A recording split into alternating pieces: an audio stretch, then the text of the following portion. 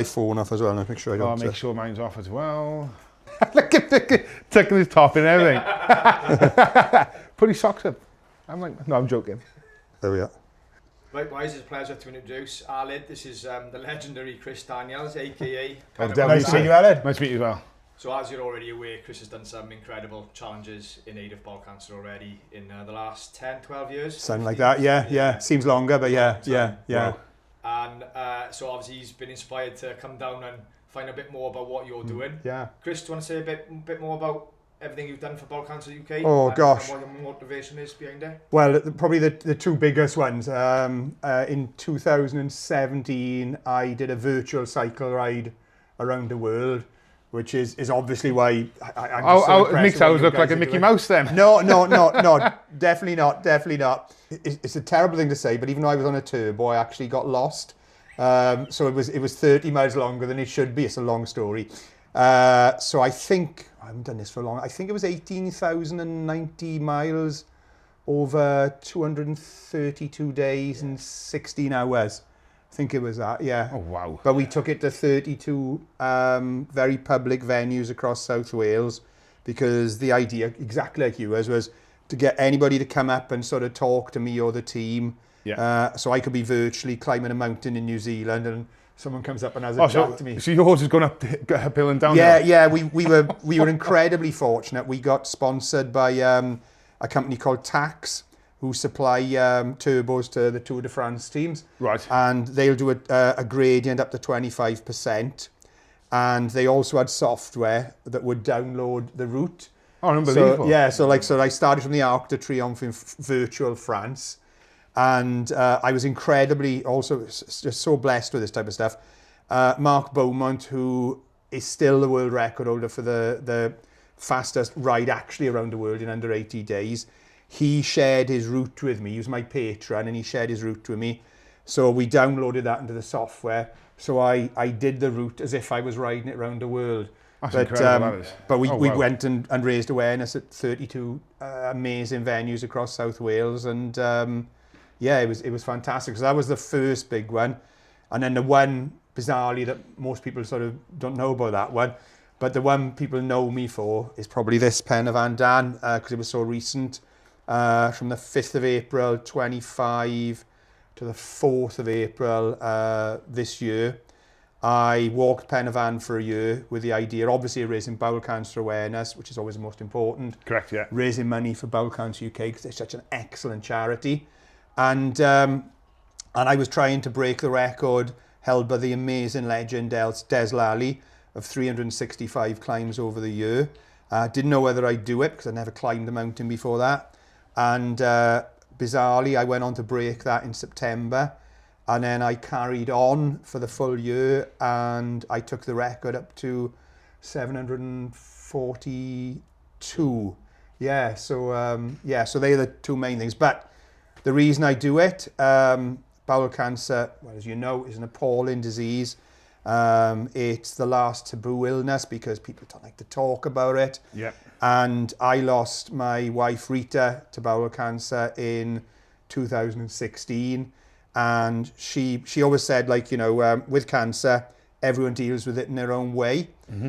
But her way was to raise awareness and to try and stop other people going through the suffering that she was going through and our family was going through.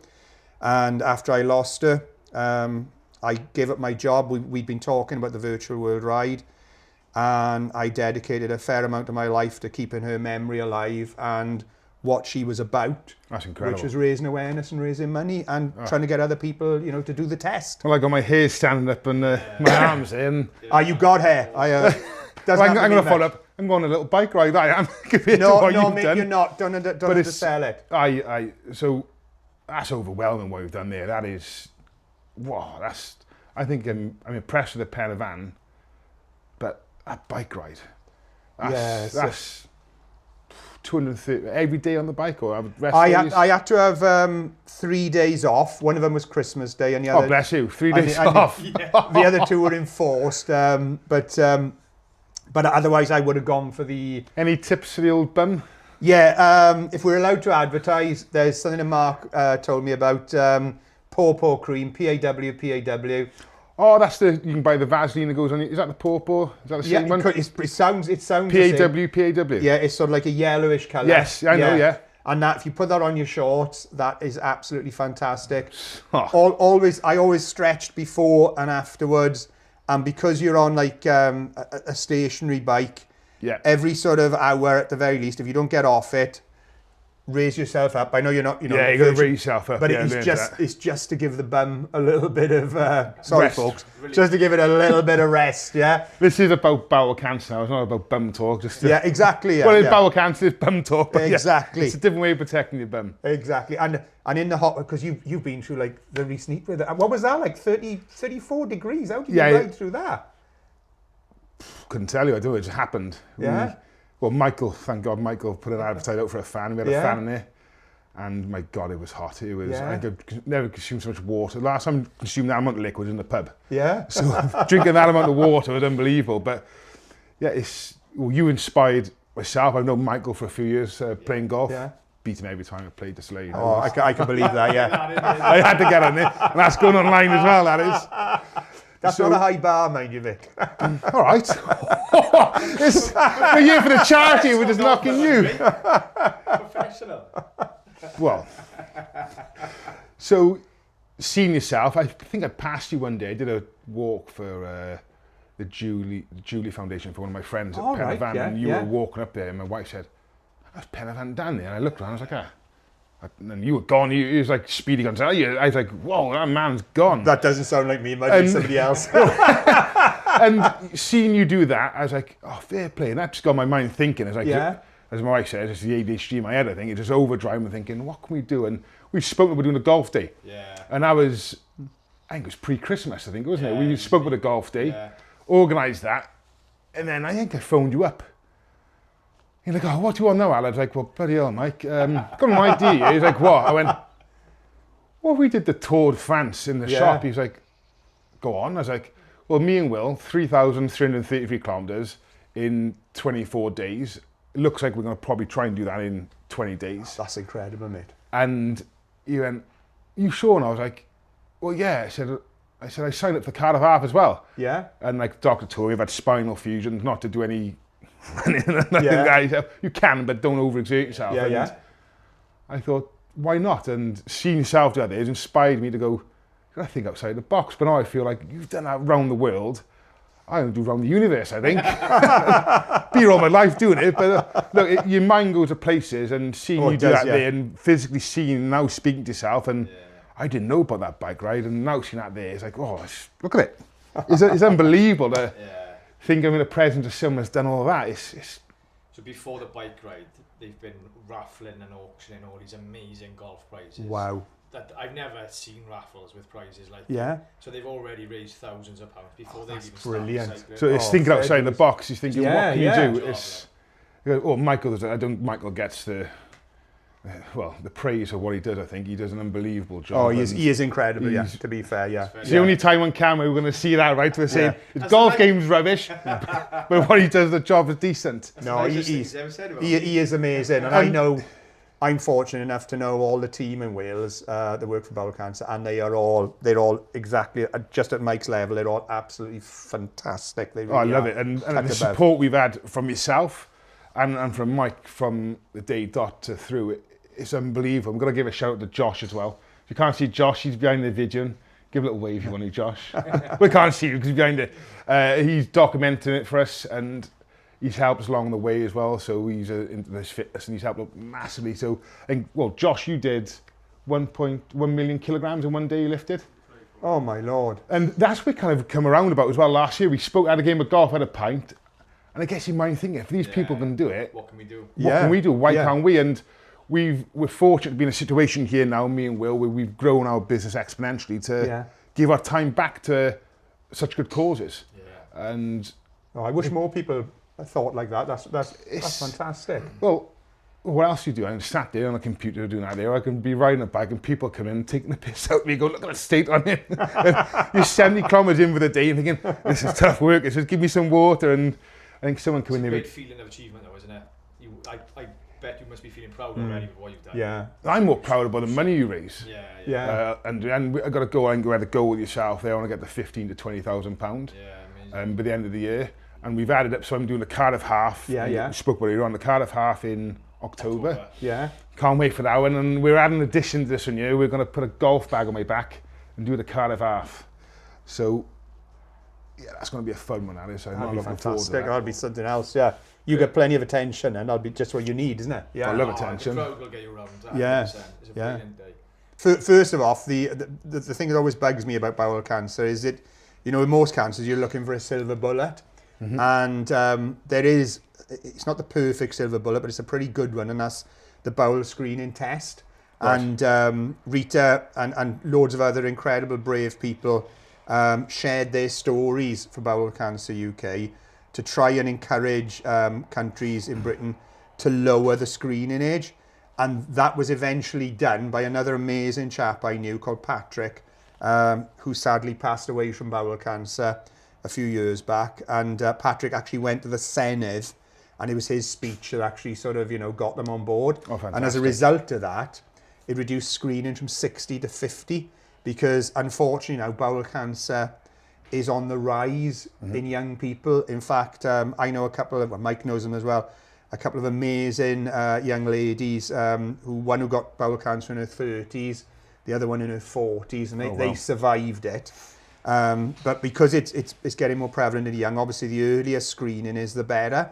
So you'd think by reducing it to 50, that would be fantastic. And it is, but it only works. It needs to go lower again then, I guess. Yeah, it does, but it only works, whatever age you put it at, if people do the test. Right. And when I say people, I mean men.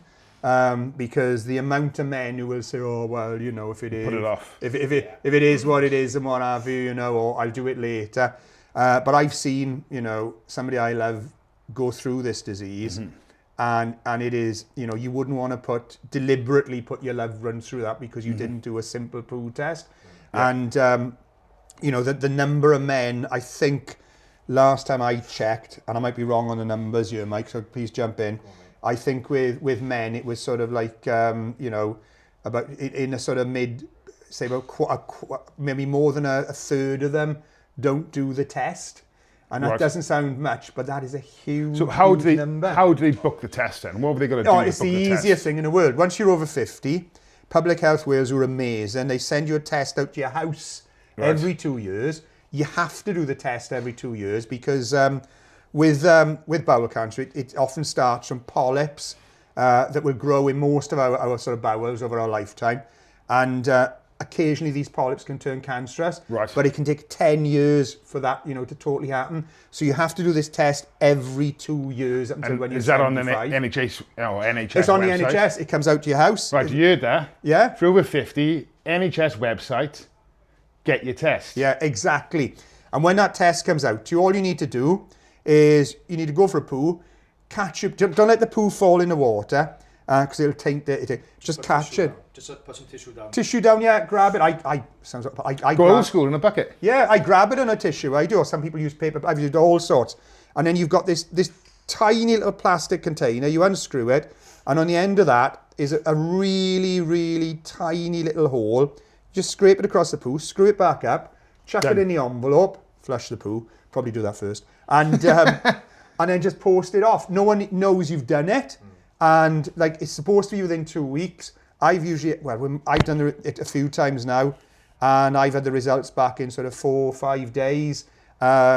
Once, just to put people's mind at ease, once I had a positive test. Just because you get a positive test doesn't mean to say you got bowel cancer. But straight away, I was brought, and this was during the end of COVID as well. Ooh, but I was brought straight into the NHS. They put me through a sort of what are the, not a CT, is it a CT? The donut scan, what's that one called? I can't remember now. Might be a CT scan, but scan. A CAT scan, yeah. A CAT scan, something like that, yeah. And then they put me on, because they were still a bit concerned, they put me through for a full colonoscopy. Now, I'll be honest, with some people, a colonoscopy, you know, it can hurt. In a large number of people, it doesn't. I didn't have any sort of drugs or anything like that when I went through it. In fact, I was chatting to people, you know, about, because obviously if there's a chance these people do it, I got a chance to talk to people about bowel cancer, you know, the real professionals, so I wasn't going to miss that. And you can actually watch, like watching the golf, you can watch the thing go round your bowel on a big massive HD Like, ask you a question, TV. what hurt more, that or the bike ride? What was that saying? What hurt more, that or the bike ride? The bike ride, honestly, by a country mile. Yeah, don't cycle round the world. It was honestly, I had, like I say, you can have issues, but I had no, but even if you do have issues, you can be, or if you're worried about it, you can be knocked out. And there was gas and air there as well, and this is a terrible thing to admit, but because I'm a man, I've never had gas and air. And even though I wasn't in any pain, I thought, well, I'm going to have some of that. Just to see what it was like. And I can highly recommend it, guys. I can highly recommend it. Don't do drugs either. Yeah, don't do drugs either. But that came back. I had, like, when the doctor was saying, like, Chris, you've got diverticulitis. Why are you so happy about that? And I said, well, because I know what it could have been. Yeah, do you know what I mean? Yeah, it's a positive then. Yeah, exactly. Take a positive. From a negative, yeah. And obviously, with this type of thing, you know, all right, it's not pleasant having divert, but I'd rather know I've got it. Yeah. You know, but like saying, over 95% of cases, if you get a positive result on that test, it's not going to be bowel cancer. But you still need to get checked out just to be sure. And obviously, in well over, you know, 90% of cases in general, you won't get a positive result, you know. But it is far better to know and not be scared. And then with the symptoms of bowel cancer, I think people need to be aware of them. If they just go on the Bowel Cancer UK site, they'll see what they are. And people need to go, if they're under the age of 50, they can go get a screening test. If they have any symptoms at any time, they don't need to ignore it. And again, you know, this is the problem. People put it off and they don't go. Yeah. Scared of what. So what as an exactly, example why you shouldn't do it, there's 4 stages of bowel cancer. The first stage with bowel cancer is when it's caught early. And again, Mike, if I'm wrong on this, come in on it. I think it's over 90% of people that get caught at stage 1 will go on to fully recover. Fantastic, that. Stage 4 is the stage that Rita had. Now, she was unfortunate that she had a very rare form of the disease where it passes through the blood rather than the actual tumour breaking through the bowel wall. But with stage 4, if you have that, there's only a 10% chance of recovery. So this, you know, this test, or getting a test if you're under the age of 50, if you've got the symptoms, is absolutely critical, and it makes such a difference. So touching that there, so what kind of support do you offer then, Mike, in regards of these unfortunate people going through these circumstances? So on our website, there's an absolute myriad of information. If you're concerned about symptoms, you can find out more about them. Find out information about if you've just been diagnosed. There's loads of support on there. If you've been diagnosed and you've had an operation, there's then keys to healthy living post-treatment. And we've also got an online forum with all over the UK. People in similar circumstances are supporting each other. So we really bring people and information together to help us. I think that's key. I think the key thing I take away from that there is communication, talking to people. Yeah. You don't talk and you hide away, it just gets worse. Exactly. And that forum, out of all they offer, that's the one that people think, oh, well, that's nice. Like, you know, but when Rita was on that forum, she linked up with people that had exactly the same stage bowel cancer. And you know you're not alone then, do you? Exactly. They ended up ringing each other. They all knew each other. And like, if you were going in for a procedure or going in for treatment, the doctors will tell you, like, you know, the symptoms you might have. But if you can talk to somebody who's been through it, and they'll say, oh, well, you can relate. You might need to look out for this. Or, hang on, I've got this symptom. Oh yeah, I had that as well. You know, and it's just so you know, beneficial when someone's going through that, because like you say, they're not alone. Then, you learn, aren't you? On the forum, we learned that there was a group in South England made friends with someone in the north of Scotland because they were in similar positions. They ended up meeting halfway. And fundraising. Fantastic. So it really does bring people together. Oh, it does. So how much is strong community? So how much has Bowel Cancer UK raised so far, or last year or this year? What?